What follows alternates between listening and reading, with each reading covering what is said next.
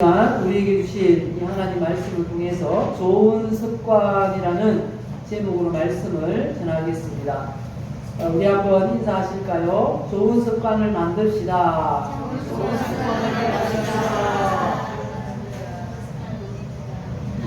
오늘 본문은요, 예수님이 유대 종교 지도자들에게 붙들려 가시기 전에 겟세마네 동산에서 기도하신 일을 기록한 말씀입니다. 본문을 통해서 예수님의 좋은 습관이 어떤 것이었는지를 우리에게 알려주십니다. 대부분의 사람들은 습관대로 생각을 하고 말하고 행동을 합니다. 그 중에 잘 되는 사람은 잘 되는 습관이 있고요. 그리고 실패하는 사람, 안 되는 사람은 실패하고 안 될 습관을 가지고 있다는 것입니다. 영국 BBC 방송국이 조사를 했습니다. 특별한 조사인데요. 로또에 1등 당첨한 사람들을 조사했다고 합니다. 조사해 보니까 약 70%는 이전보다 더 못한 상태가 되어 있었고, 약 30%는 이전보다 더 나은 삶을 살고 있었다라고 합니다. 왜 그런가? 결과를 조사해 봤더니 습관 때문이었다라는 것입니다. 잘못된 습관이 형성돼서 그렇게 많은 돈을 한꺼번에 탕진한 사람들이 많았다는 것이죠. 성경에도 보면 좋은 습관이 있고 나쁜 습관이 있다라고 말씀하십니다. 이스라엘 민족이 멸망했습니다. 하나님의 선민, 하나님께서 선택한 백성이 바벨론의 포로가 되어서 다 끌려갔어요. 다 끌려가고 이 아주 비천한 사람들, 글자도 모르고 그냥 남겨둬도 반란을 일으키지 않을 만한 그런 사람들만 남겨두고 다 끌고 갔습니다. 그래서 70년 동안 바벨론에서 포로 생활을 하게 되었는데요. 왜 그렇게 하나님의 선민이 비참한 위치가 되었는가? 그것도 습관 때문이었다고 성경은 말씀합니다. 예레미야서 22장 21절을 보실까요? 내가 평안할 때에 내가 네게 말하였으나 네 말이 나는 듣지 아니하리라 하였나니 네가 어려서부터 내 목소리를 청종하지 아니함이 뭐라고요? 습관이다. 하나님의 말씀 듣지 않는 게, 불순종하는 게 습관이었다는 겁니다. 어릴 때부터 습관이 되어서 나중에는 결국 그렇게 비참하게 되었다라고 말씀하고 있는 것입니다. 그리고 고린도 교회가 큰 분열이 일어났습니다. 문제가 생기고 분열이 일어났는데 왜 그렇게 됐는가? 그것도 습관 때문이었다는 거죠. 고린도전서 8장 7절을 보시면요. 그러나 이 지식은 모든 사람에게 있는 것은 아니므로 어떤 이들은 지금까지 우상에 대한 습관이 있어. 이렇게 말합니다. 우상에 대한 잘못된 습관을 가지고 있어서 개종은 했지만 그렇게 교회를 분열되게 했다라고 말씀하고 있는 것입니다. 좋은 습관을 가져야 되겠는데요. 그러면 좋은 모델이 있어야 됩니다. 우리 성도들의 가장 좋은 모델 누굴까요? 예수님. 구약의 주제가 예수님입니다. 오실 예수님, 오실 메시아에 대해서 구약에 계속 기록하고 있습니다. 구약 성경이 약 1500년 동안 기록되어 있는데요. 주제가 메시아, 예수 그리스도입니다. 예수 그리스도를 메시아를 보내주시겠다라는 내용이 구약 1500년 동안 기록한 성경 전체의 내용입니다. 그리고 신약은 약 100년 동안 기록이 되었는데요. 신약은 오신 메시아가, 약속대로 오신 메시아가 바로 예수님이다 라는 게 기록이 되어 있습니다. 그 신구약 성경의 주인공이고 주제인 그 예수님이 바로 우리 모든 사람의 모델이 될 수가 있습니다. 우리가 삶이 바뀌고 우리의 모든 이 전인격이 바뀌어야 되는데 어떻게 바뀔 수 있는가 하면요. 나쁜 습관을 그냥 버리면 되지. 여기서 끝나면 안 된다는 것입니다. 새로운 습관, 더 좋은 습관, 성경적인 거룩한 습관을 익혀야 합니다. 우리의 것으로 만들어야 한다는 거죠. 그러면 그 새로운 습관으로 인해서 우리의 삶이 변화된다는 겁니다. 더 나은 삶, 행복한 삶이 되게 한다는 것입니다. 자, 이 시간 우리가 만들어야 되는 그 새로운 습관, 예수님의 그 습관 어떤 것이 있는지 우리가 함께 살펴보겠습니다. 첫 번째는 예수님은 이런 습관이 있었다고 합니다. 자, 첫 번째 어떤 습관이요? 예배의 습관. 예배의 습관. 예배의 습관이 예수님께는 있었다라고 성경이 말씀합니다. 누가복음 2장 42절을 보면요, 예수님이 어린 시절 때 부모님과 함께 예루살렘 성전으로 올라가셨다라고 기록하고 있는데요. 그때 기사를 보면 이런 말씀을 합니다. 누가복음 2장 41절 이하의 말씀을 쭉 보실까요? 그의 부모가 해마다 6월절이 되면 예루살렘으로 가더니 예수께서 12살 되었을 때에 그들이 이 절기에 관례를 따라 올라갔다가 그 날들을 마치고 돌아올 때에 아이 예수는 예루살렘에 머무셨더라 이렇게 말씀합니다. 여기 보시면 예수님이 12살 때 그들이 이 절기의 관례를 따라 올라갔다는 것입니다. 이 절기의 관례를 따라, 이 말이 원문에 보면요, 습관을 따라라는 말입니다. 이 관례라는 게 습관이라는 의미입니다. 유대인들은요, 어릴 때부터 좋은 습관을 이렇게 자녀들이 가지도록 알려줍니다. 어떻게 하는가 하면요, 성경을 읽도록 하기 위해서 성경에다가 꿀을 발라놓는다는 거예요. 그래서 책장을 넘길 때 어떻게 넘깁니까? 보통 이렇게 침을 묻혀가지고 이렇게 넘기잖아요. 그래서 책장에다가 꿀을 발라두었다고 합니다. 그래서 책 넘기려고 이렇게 하다가 달콤하거든요. 그래서 성경을 가까이 할 수 있도록 그렇게 습관을 길들였다는 겁니다. 그리고 12살 정도 되면 이제 13세가 성인식을 하는 나이입니다. 그 이전까지는 성경을 다 외우게 한답니다. 다라고 하는 건 여기서는 모세오경을 말합니다. 창세기, 출애굽기, 레위기, 민수기, 신명기까지를 13살 때까지 성경을 다 외운다는 거예요. 그리고 약간 이제 지혜가 부족한 그런 아이들은 신명기만이라고 다 암송하도록 그렇게 한다는 것입니다. 하여튼 좋은 습관을 만들려고 유대인들은 무척 애를 씁니다. 그래서 우리나라 사람들은 외국에 나가서 이렇게 이민자들 1세대가 지나고 2세대가 지나면 말을 다 잊어버려요. 우리나라 말을 못한답니다. 근데 유대인들은 외국에 나가서 뭐 10대가 흐르고 20대가 흘러도요, 자기 나라 말을 다 한답니다. 집안에 들어오면 자기 나라 말만 쓰게 한다는 거예요. 그만큼 습관이 중요하다는 거죠. 자녀 대대로 그 유대교를 이어갈 수 있는 그런 바탕이 되도록 한다는 것입니다. 이처럼 예수님도 어릴 때부터 예배 절기가 되면 예배하러 예루살렘에 올라가는 게 습관이 되었다라고 말씀합니다. 그리고 예수님은요, 이에 더 나아가서 절기가 끝났습니다. 절기가 끝날 때가 되면 이제 사람들은 그동안 한 1년에 한 번 정도 이렇게 예루살렘에 다 올라갔어요. 성경에 보면 3번 올라가라고 되어 있는데 6월절을 가장 큰 명절로 여기고 올라갔습니다. 그러니까 그 당시에는 요즘처럼 뭐 전화기가 있는 것도 아니고 교통이 발달되어 있는 것도 아닙니다.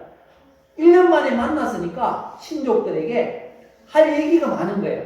서로 이야기하면서 이제 자기 집으로 내려갑니다. 그런데 예수님은 예루살렘에 그대로 계셨어요. 왜냐하면 더 깊이 예배하기 위해서 그대로 계셨던 것입니다. 사흘 후에 이 예수님의 부모님이 일행 중에 예수님이 없다, 12살 된 어린 예수님이 없다라는 걸 발견하고 올라갔습니다. 올라가 보니까 그곳에서 이렇게 하고 있었습니다. 누가복음 2장 46절을 보실까요? 사흘 후에 성전에서 만난 그가 선생들 중에 앉아서 그들에게 듣기도 하시며 묻기도 하시니 듣는 자가 다 그지와 대답을 놀랍게 여기더라 라고 하십니다. 예수님은 그곳에서 예배를 드리고 있었습니다. 예배가 무엇입니까? 예배라는 건 하나님의 말씀을 통해서 하나님을 더 깊이 알아가고 하나님을 바라보고 그리고 우리 자신을 온전히 그분께 올려드리는 게 예배라는 것입니다. 로마서 12장 1절에 보면요. 그러므로 형제들아 내가 하나님의 모든 자비하심으로 너희를 권하노니 너희 몸을 하나님이 기뻐하시는 거룩한 산 제물로 드리라. 이게 뭐라고요? 영적 예배다 라고 말씀하십니다. 우리 몸을 이 하나님이 기뻐하시는 살아있는 제물로 드리는 것, 우리 몸 전체를 하나님 앞에 드리는 게 예배라는 것입니다. 그래서 사실은 비대면 예배라는 건 옳지 않은 표현이라는 거죠. 만남이 없는 예배는 온전히 드리는 예배가 아니다 라는 의미에서 비대면 예배는 틀린 말이라고 말을 하고 있는 것입니다. 만남이 있어야 됩니다. 온전히 우리 모든 것 전체를 하나님 앞에 드리는 게 예배다라고 말합니다. 그런 면에서 예수님은 예루살렘에서 아주 깊은 예배 가운데 있었다는 것입니다. 말씀 가운데 하나님을 발견하고 그곳에서 하나님 앞에 자신을 드리는 그런 시간을 가지고 있었던 것입니다. 그리고 이 예수님은 예배가 습관이 되었어요. 그러니까 누구에게든지 어느 누구에게든지 진정한 예배는 이것이야 라고 말씀하시면서 예배로 초청을 합니다. 요한복음 4장에 보시면요. 예수님이 여러 지역을 전도하러 다니셨습니다. 그런데 이 사마리아 수가성이라는 곳으로 가셨습니다. 그곳에서 이 사마리아 여인, 이방 여인을 만났는데요. 그곳에서 그 여인에게로 예수님께서 예배로 참된 예배는 이것이고 하나님은 예배하는 자를 찾는다고 하면서 예배로 초청하는 모습을 볼 수가 있습니다. 요한복음 4장 23절, 24절을 보실까요? 아버지께 참되게 예배하는 자들은 영과 진리로 예배할 때가 오나니 곧 이때라. 아버지께서는 자기에게 이렇게 예배하는 자들을 찾으시느니라 말씀합니다. 어떤 사람을 찾는다고요? 하나님이 예배하는 사람을 찾으신답니다. 어떻게 예배하는 사람요? 24절 우리 같이 읽어보실까요? 하나님은 영이시니 예배하는 자가 영과 진리로 예배하십니다. 영과 진리로, 영과 진리로, 성령과 말씀으로 그런 의미입니다. 성령으로 충만해서 하나님의 말씀 가운데 깊이 들어가는 그렇게 예배하는 자를 우리 하나님이 찾으신다 말씀하십니다. 성도는요 뭐니 해도 예배할 때 변화가 되고요 예배할 때 성숙해집니다.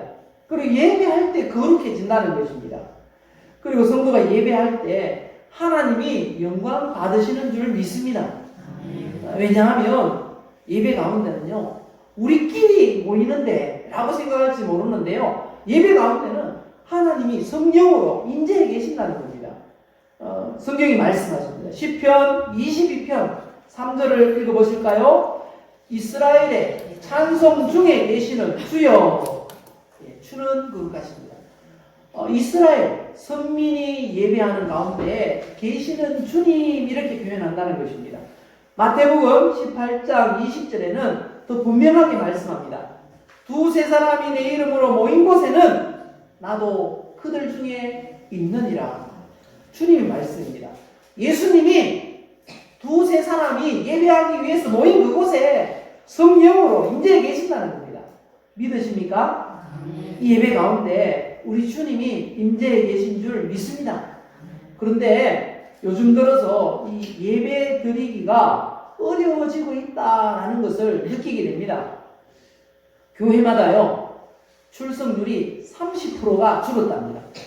100명이 나오는 교회에는 70명이 출석을 하게 되었다는 것입니다. 우리 노회에 모여서 그런 얘기를 했었는데 다 그래요. 깜짝 놀랐어요. 우리 교회도 30명 나오던 교회가 20명 나오고, 이 강동교회도, 저기 옥계교회도 다 그렇게 됐어요. 왜 그렇게 되었을까?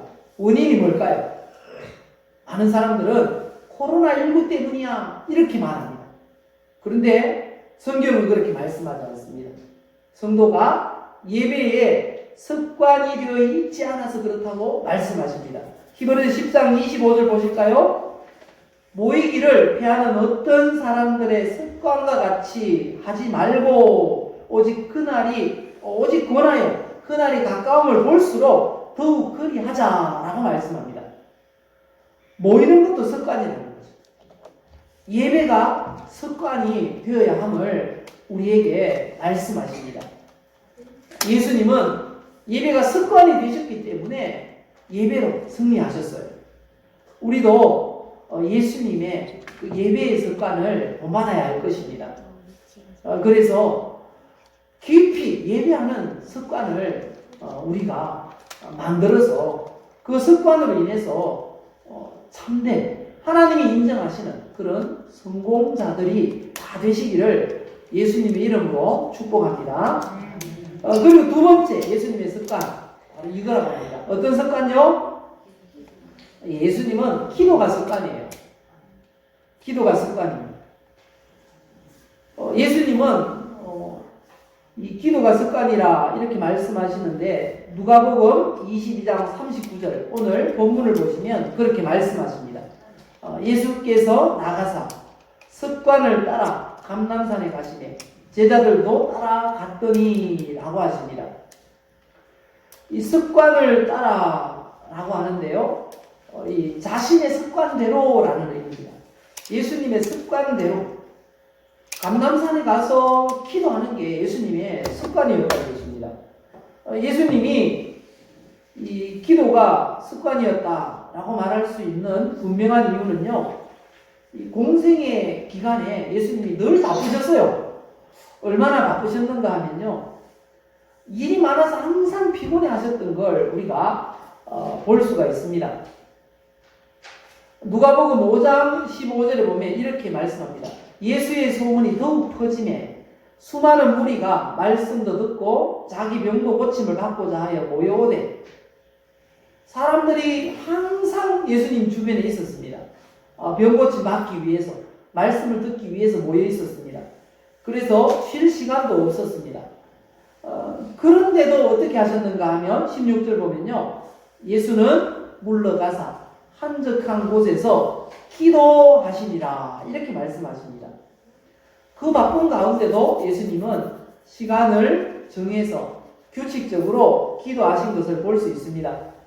혹시 새벽 기도회를 누가 처음 만드셨을까요?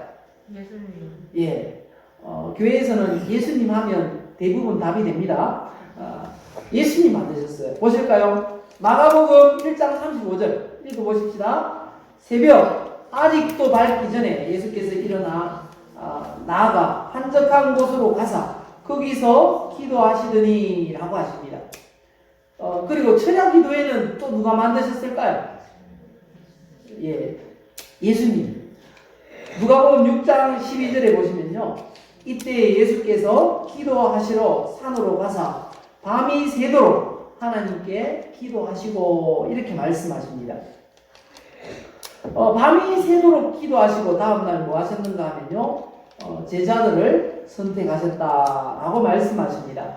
누가복음 6장 13절에 보시면요, 밝음에 그 제자들을 부르사 그 중에서 12를 택하여 사도라 칭하셨으니 라고 하십니다.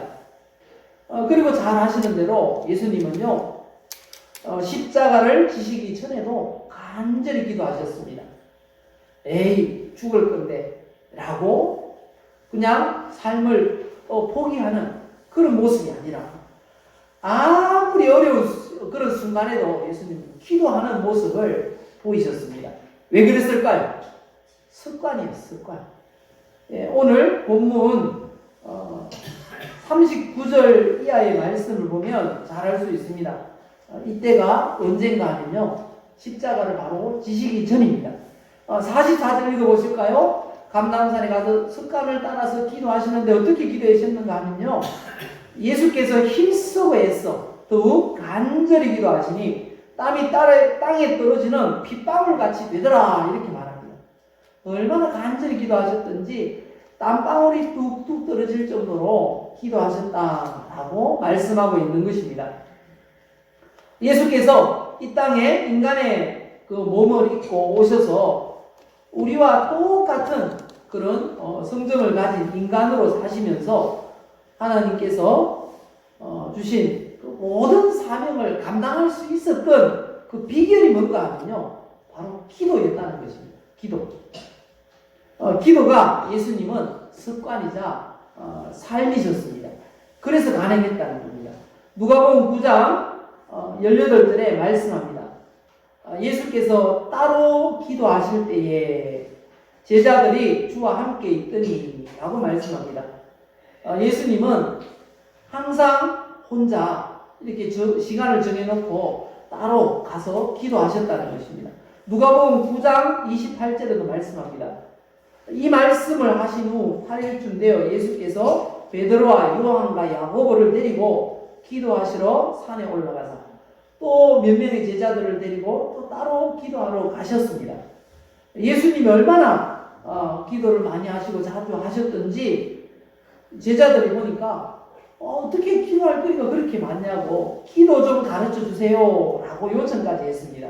누가복음 11장 1절 이하에 보면요, 예수께서 한 곳에서 기도하시고 마치심에 제자 중 하나가 여짜오되 주여, 요한이 자기 제자들에게 기도를 가르친 것 같이 우리에게도 가르쳐 주옵소서, 이렇게 요청할 정도였습니다.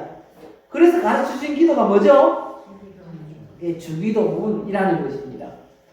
그리고 어떤 때는 기도하시다가 보면은 지칠 때가 있잖아요. 우리도 기도 한참 하는데 응답이 속히 안 와요. 그러면 그 기도를 포기하는 때가 있습니다. 그런데 그런 경우를 예수님도 많이 보셨던 것 같아요. 그래서 제자들에게 기도를 가르치십니다. 어떻게 해요? 누가복음 18장 1절입니다. 같이 읽어봅시다. 예수께서 그들에게 항상 기도하고 낙심하지 말아야 할 것을 비유로 말씀하여 이르시되 라고 말씀합니다. 예수님은 우리에게 말씀합니다. 항상 기도하되 낙심하지 말라. 항상 기도하되 낙심하지 말라. 그리고 나서 비유로 말씀하신 내용이 뭡니까? 한 불의한 재판장과 억울한 일을 당한 이 여인에 대해서 비유를 말씀합니다. 여인이 재산도 없고 가진 것도 없고 또 뭐 특별한 그런 인물도 아니에요. 그런데 재판장 하면은 요즘도 권력상 보면 최고죠. 그런데 이 재판장에게 날마다 찾아가는 거예요. 나중에는 이 여인의 그 소원을 들어주지 않으면 안 되겠다. 그런 마음을 먹고 들어줬다는 것입니다. 우리가 하나님 앞에 기도할 때 하나님이 불의한 재판장도 아닌데 성도가, 사랑하는 자녀가 기도하는 거 들으시지 않겠는가 라는 것입니다. 그래서 기도하면서 낙심하지 말라는 겁니다. 끝까지 기도하라는 거죠. 하나님은 응답하시는 줄 믿습니다. 이처럼 예수님은 기도가 습관이셨습니다. 그래서 예수님은 그 공생의 기간을 성공적으로 완수하셨습니다. 우리도 이 땅에 살아가는 동안 하나님께서 맡기신 일이 많지요. 그걸 다 잘 감당하기 위해서는 예수님의 기도의 습관을 우리가 가져야 하는 것입니다. 예수님의 기도의 습관을 가짐으로 우리에게 맡겨진 이 땅에 사는 동안 우리가 감당해야 될 그 사명을 잘 감당하는 우리 모두가 되시기를 예수님의 이름으로 축복합니다. 그리고 마지막 세 번째, 예수님께는 또 이런 습관이 있었어요. 어떤 습관입니까? 예수님은 전도가 습관입니다. 전도는 예수님이 이 땅에 오신 이유이기도 한 것입니다. 그리고 예수님이 가장 기뻐하시는 일이라고도 말씀합니다. 누가복음 19장 10절을 보시면요, 인자가 온 것은, 예수님이 오신 이유가 뭐라고요? 잃어버린 자를 찾아 구원하려 하심이라 말씀하십니다. 예수님이 이 땅에 오신 이유입니다. 영혼 구원입니다. 예수님이 공생애를 시작하신 후에는 가시는 곳마다 전도하셨어요. 전도가 모든 예수님의 삶 가운데서 우선순위였습니다. 그래서 기도라는 말씀이 나오면 곧장 전도라는 그런 행동이 이어지는 것을 볼 수가 있습니다. 그 예수님의 삶이었습니다. 예수님께서 새벽 기도를 마치셨을 때 제자들이 그 많은 병자들이 기다리고 있기 때문에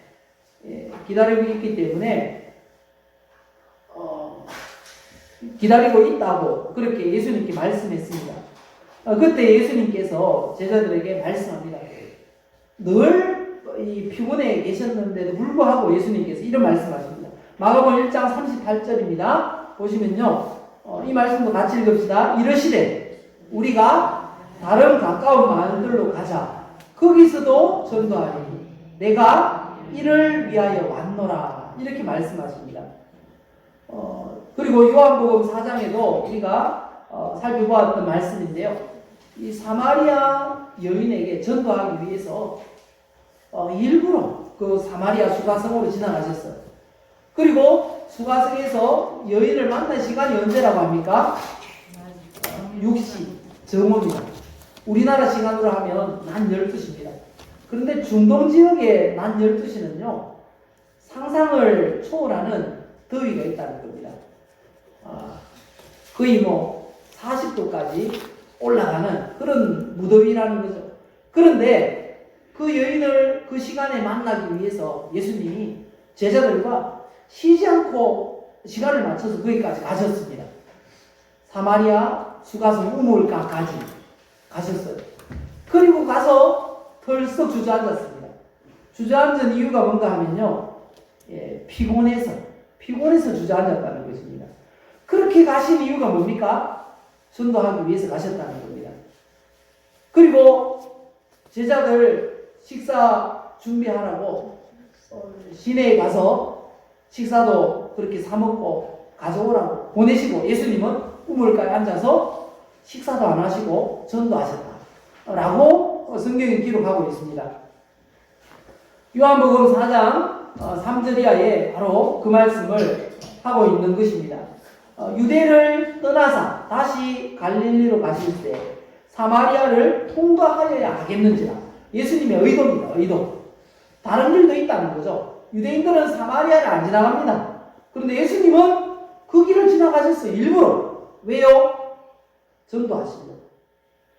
그리고 그곳에서 피곤해서 앉아 있으면서 사마리아 그 수가성 여인이 물 들어오기를 기다리고 계셨습니다. 전도하려고. 그리고 제자들은 어떻게 했습니까? 8절 보면요, 제자들은 먹을 것 사러 동네로 들어갔습니다. 그 사이에 예수님은 계속 그 여인을 기다리고 있었던 것을 볼 수가 있습니다. 마가복음 4장에도 보시면요, 날이 저물어 가는데 예수님이 제자들에게 이 배를 타고 이 갈릴리 호수를 건너가자 이렇게 말씀하십니다. 마가복음 4장 35절 이하에 보면요, 그날 저물 때에 제자들에게 이르시되 우리가 저편으로 건너가자. 갈릴리 호수가 마른 호수인데요, 너무 커서 바다라고 불릴 만큼 그런 큰 호수였습니다. 그런데 거기를 건너가자고 하시는 겁니다. 그런데 그 밤에 배를 타고 건너가다가 어떤 일이 있었는가 하면요, 37절 보면요, 큰 광풍이 일어나며 물결이 배에 부딪혀 들어와 배에 가득하게 되었더라 이렇게 말합니다. 광풍, 무슨 한자어로 보면 미친 바람입니다. 막 바람이 미쳤어요. 얼마나 강하게 부는지 배가 뒤집을 것 같아요. 그런데 비까지 옵니다. 그리고 이 풍랑에 물로 인해 가지고 배가 물이 가득하게 되었습니다. 그런데 예수님 뭐 하고 계셨다고 합니까? 38절에 보면 예수께서는 고물에서 베개를 메고 주무시더니, 예수님은 외계인이 아니고요, 우리와 똑같아요. 고통을 느끼고 시끄러우면 잠 못 주무시는 그런 똑같은 사람이라는 거죠. 근데 지금 배가 막 물이 들어가 가득 차고 그렇게 풍랑이 일어가지고 제자들이 살려달라고 고함지는데 예수님은 깊은 잠에 빠져 있었습니다. 왜 그럴까요? 피곤해서. 사마리아 우물가에서도 피곤해서 주저앉았어요. 그리고 배를 타고 건너가시는 동안 풍랑이 일어도 피곤해서 잠을 잘 수밖에 없는 그런 상황이었다는 것입니다. 예수님이 왜 그렇게 피곤한데 꼭 사마리아로 들어가셨고, 그렇게 밤이 되어서 풍랑이 일어나고 힘들 것 아시면서도 배 타자마자 깊은 잠에 빠질 정도로 피곤했음에도 불구하고 왜 호수를 건너가자고 하셨을까요? 한마디로 대답하면 전도하려고 그랬다는 것입니다. 예수님께는 전도가 습관이었습니다. 그래서 예수님께 맡긴 그 사명을 감당했던 것입니다. 우리도 어떤 사람을 만나든지 전도가 습관이 되어야 됩니다. 하나님께서 왜 만나게 하셨을까요? 그냥 스치고 지나가는 인연으로 그냥 그렇게 만나게 하셨을까요? 우리 예수 믿는 사람을 통해서 복음을 전하라고 만나게 하신 줄 믿습니다. 그래서요, 누구를 만나든지 제일 처음 만나면 그것부터 기도해야 됩니다. 하나님, 이 사람에게 어떻게 복음 전하면 좋겠습니까? 전도가 습관이 되시기를 바랍니다. 그래야지 우리에게 맡겨진 사명 잘 감당하고 우리 하나님 앞에 상급을 예비하는 성도가 되는 줄 믿습니다. 이 습관이라는 건 굉장히 중요합니다. 얼마나 중요한가 하면요, 어떤 냉동 식품 가공 공장에서 한 자매가 근무를 하고 있었습니다. 이 자매가 퇴근하기에 앞서서 냉동 공장을 이렇게 한번 점검을 한다고 돌아보다가 냉동 창고 안에 갇혀버렸어요. 그래가지고 아무리 두드리고 막 해도 소리 질러도 아무도 문을 열어주는 사람이 없는 거예요. 그래가지고 이제 나는 죽는갑다 하고 눈물을 흘리며 주저앉아 있었어요. 그런데 문이 살짝 열리는 거예요. 빛이 들어오더니 문이 확 열리는데 보니까 경비 아저씨가 거기에 서 있는 거예요. 나중에 회복되고 나서 물어봤어요. 어떻게 해서 내가 여기 있는 걸 알았어요? 이렇게 물어보니까 그 아저씨가 이렇게 대답을 하는 겁니다. 내가 30몇 년간 경비로 이 회사에 근무했지만 나한테 들어가면서 나가면서 안녕하세요, 수고하세요 이렇게 인사하는 사람이 그 아가씨밖에 없었다는 거예요. 그런데 분명히 그 아가씨가 인사하며 아침에 들어가긴 들어갔는데 몇 시간이 지났는데 나오지는 않더라는 거예요. 분명히 무슨 일이 있을 거다 라고 생각을 하면서 순찰을 하다가 냉동창고 앞을 지나서 느낌이 이상하더라는 거예요. 그런데 열었다는 거예요. 인사도 습관이에요. 그렇지 않습니까? 안녕하세요. 습관입니다. 그런데 이 작은 습관이 목숨을 구했다는 거 아닙니까? 하물며 그 인사하는 작은 습관도 이렇게 생명을 살리는데 예수님의 좋은 습관 뭐죠? 3가지. 뭡니까? 자, 예배와 기도와 전도. 이 좋은 습관을 우리 것이 되게 한다면 우리 범사에 유익할 것입니다. 이 땅에 사는 동안 그리고 천국에서도 상급을 예비하는 좋은 습관인 것입니다. 이 습관을 우리 것으로 만들어서 이 땅에서도 행복하게 사시고요, 하나님 보물창고를 여시고 부어주시는 놀라운 그런 삶을 사시고 이 땅을 떠나서 천국 갈 때는 우리 하나님 예비하신 풍성한 상급 멸류관 받으시는 모두가 되시기를 예수님의 이름으로 축복합니다. 우리 함께 기도하십시다. 하나님, 이 습관, 어떤 습관요? 예배와 기도와 전도, 예수님의 좋은 습관이 나의 습관 되게 하옵소서. 우리 주여 한번 부르시고 함께 기도하겠습니다. 주여! 아버지 하나님, 우리가 좋은 습관을 아버지 길들이기 원합니다. 나의 것으로 만들기 원합니다. 아버지 예배의 습관, 아버지 기도의 습관, 전도의 습관, 아버지 만들 수 있도록 도와주옵소서. 아버지 하나님, 모이면 예배하는, 주일이면 예배하는 날 우리가 습관이 되게 아버지 만들게 하여 주옵시고, 아버지여 기쁜 일이 있든지 슬픈 일이 있든지, 아버지여 식사할 때, 또 어떤 일을 시작할 때, 하루를 출발할 때, 하루를 마무리할 때, 아버지 늘 필요하는 것이 습관이 되게 하여 주옵소서. 그리고 어떤 사람을 만나든지 하나님 어떻게 이 사람에게 복음을 전할까요? 전도하는 습관, 아버지여 우리가 우리 것으로 만들 수 있도록 하나님 도와주옵소서. 그 습관으로 말미암아 우리가 일생 행복하게 살고 아버지 이 세상을 떠나는 날 천국에 들어가서 하나님 예비하신 복락을 누리는 우리 성도님들 다 되게 하여 주옵소서. 역사하실 줄 믿습니다. 영광받아 주시옵소서. 그리고 이 시간 또 우리 아픈 곳에 손을 얹고 또 기도하십시다. 우리 하나님께서 그 믿음을 보시고 하나님의 때에 고쳐주시는 줄 압니다. 우리 이 시간 믿음으로 기도하겠습니다.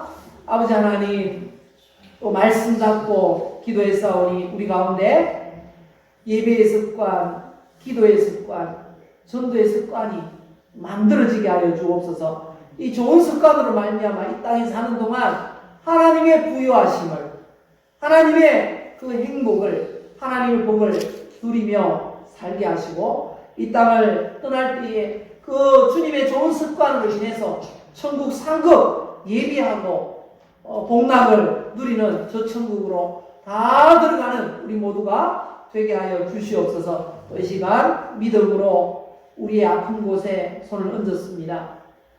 우리 여호와 라파의 하나님께서 치유하실 줄 믿습니다. 나사렛 예수 그리스도 이름으로 명령하노니 우리 아픈 곳 깨끗하게 치료될지어다, 회복될지어다. 우리 하나님께서 고쳐주신 줄 믿습니다.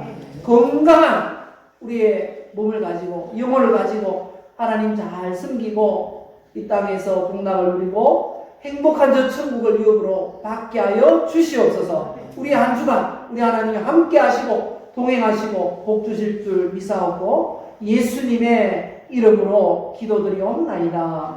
아멘.